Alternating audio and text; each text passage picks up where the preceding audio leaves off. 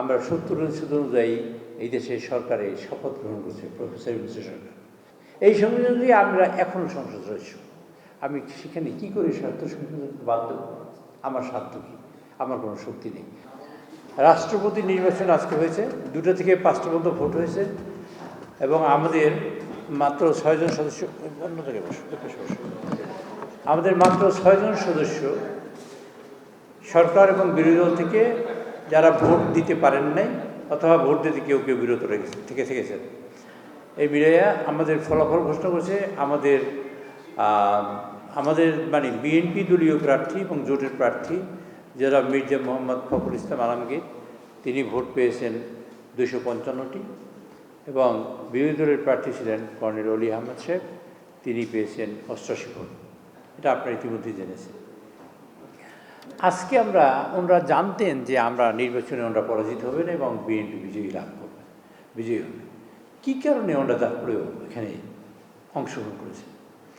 এই বিষয়টা অত্যন্ত গুরুত্বপূর্ণ এবং আমি মনে করি এই বিষয়টার উপরে আপনারা সবাই দৃষ্টি দেবেন।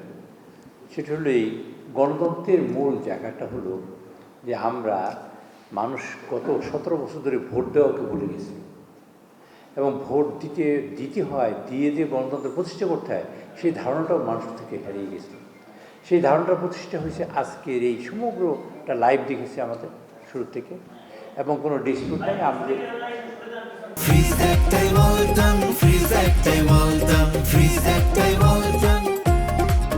আমাদের লাইভ দেখিয়েছে এবং আপনারা লাইভ দেখেছেন।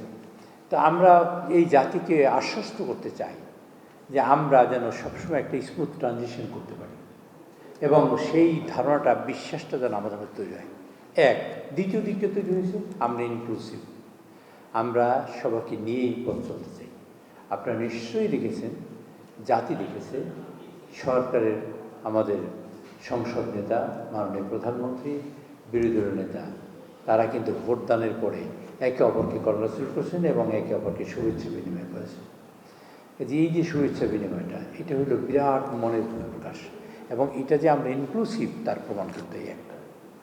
তৃতীয়ত হলেন যে আমাদের বিরোধী দলীয় নেতা, তিনি প্রথম ওখান থেকে এসে আমাদের মহামান্য রাষ্ট্রপতি যিনি নির্বাচিত হয়েছেন বেসরকারিভাবে, তাকে কংগ্রাচুলেট করেছেন এবং তার সাথে কোলাকুলি দিয়েছেন।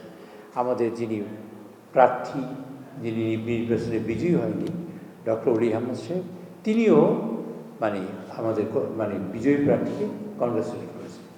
এই কালচারটা বাংলাদেশ থেকে হারিয়ে যাচ্ছিল এবং হারিয়ে যেতে বসেছিল। সেই কালচারটা আবার পুনরায় ফিরে আসতে শুরু করেছে। আমি আপনাদের সকলের সহযোগিতা চাই। আমাদের গণতন্ত্র কিন্তু সকল কর্মকাণ্ডের কেন্দ্রবিন্দু হবে কিন্তু গণতন্ত্র। গণতান্ত্রিক সরকার না থাকলে ডেভেলপমেন্ট হবে না, গণতান্ত্রিক সরকার না থাকলে আপনাদের উন্নয়ন হবে না, গণতান্ত্রিক সরকার না থাকলে ভবিষ্যৎ প্রজন্ম যে আসবে তারা কোনো পথ খুঁজে পাবে না। কাঙ্ক্ষিত লক্ষ্য আমরা যেটা নির্ধারণ করেছি নিজেদের জন্য, আমরা ভালো থাকবো, ভবিষ্যৎ প্রজন্মকে ভালো রাখবো, সেটা হবে না, কোনোটাই হবে না যদি গণতন্ত্র না থাকে। আমরা গণতন্ত্র বিল্ড আপ করার জন্য আমি সকলের সহযোগিতা কামনা করি। আমাদের ছোট্টখাট্ট ত্রুটি আছে, বা বড় ত্রুটিও থাকতে পারে।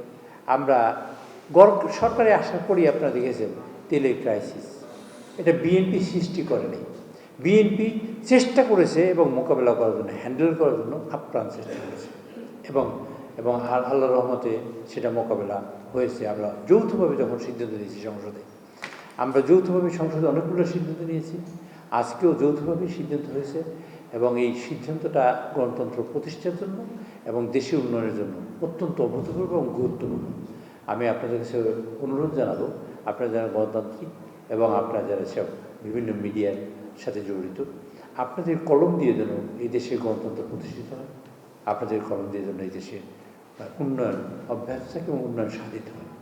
যদি আপনাদের কলম দিয়ে উন্নয়ন সাধিত হয় তাহলে আমরা সার্থক হব। আপনাদের কলম দিয়ে যদি এই দেশের অগ্রগতি সাধিত হয় তাহলে আমরা সার্থক হব। তাই আমরা বিশ্বাস করতে পারবো ভবিষ্যৎ প্রজন্ম নিশ্চয়ই একটা দিক খুঁজে পাবে আপনাদের কলমের মাধ্যমে। সাংবাদিক ভাইরা, আপনারা অনেক কষ্ট করছেন স্বাধীন ধরে। মহামান্য রাষ্ট্রপতিকে আমরা সংসদের তরফ থেকে যিনি নির্বাচিত হয়েছেন তাকে আন্তরিক অভিনন্দন জানাচ্ছি। সেই সাথে আপনাদের পক্ষ থেকেও আপনাদের অভিনন্দন জানাচ্ছি। সেই সাথে আপনাদের পক্ষ থেকেও আমরা এই প্রেসের মাধ্যমে মহামান্য রাষ্ট্রপতিকে আমরা অভিনন্দন জানাচ্ছি। দিচ্ছি, আপনাদের পক্ষ থেকে রয়েছে। 6 জন ভোট দেননি। আমাদের দল থেকে 3 জন গুরুতর অসুস্থ, তারা আসতে পারেননি।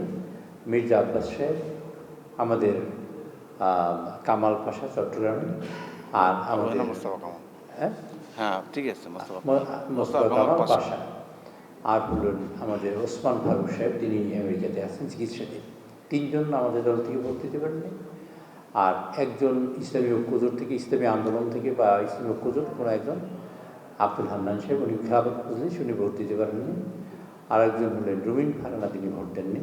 আরেকজন হল স্বতন্ত্র, আরেকজন হল নজরুল ইসলাম গাজী, তিনি ভোট দেননি। এই মোট 6 জনের ভোটদানে অনুপস্থিত ছিলেন। 2টো বিষয় বলবো এখানে। একটা বিষয় হলো, যদি পক্ষ প্রতিপক্ষ না থাকে তো মজাই হয় না, এটা অন্যতম বিষয়। আজকে অত্যন্ত আনন্দমুখর পরিবেশে নির্বাচন হয়েছে, এটা তো আপনারা লক্ষ্য করেছেন। পক্ষবিপক্ষ থাকতে হবে। আর 2 নম্বর হলো, আমরা 70 অনুচ্ছেদকে, আমি সকালেও বলেছি, আমরা 70 অনুচ্ছেদ অনুযায়ী এই দেশের সরকারে শপথ গ্রহণ করছে প্রফেসর ইউনূসের সরকার, মানে সংবিধান অনুযায়ী। এই সংবিধান অনুযায়ী নির্বাচন কমিশন গঠিত হয়েছে, এই সংবিধান অনুযায়ী ভোটার লিস্ট তৈরি হয়েছে, এই সংবিধান অনুযায়ী আমাদের ডেলিমিটেশন হয়েছে, আমাদের এলাকা ভাগ হয়েছে, এই সংবিধান অনুযায়ী নির্বাচন কন্ডাক্ট হয়েছে, এই সংবিধান অনুযায়ী আমরা ভোট দিয়েছি, এই সংবিধান অনুযায়ী আমাদের ফলাফল হয়েছে, এই সংবিধান অনুযায়ী আমরা শপথ নিয়েছি, এই সংবিধান অনুযায়ী আমরা এখনও সংসদ সদস্য। আমি সেখানে কী করে স্বার্থ সংশোধন বাধ্য? আমার স্বার্থ কী? আমার কোনো শক্তি নেই।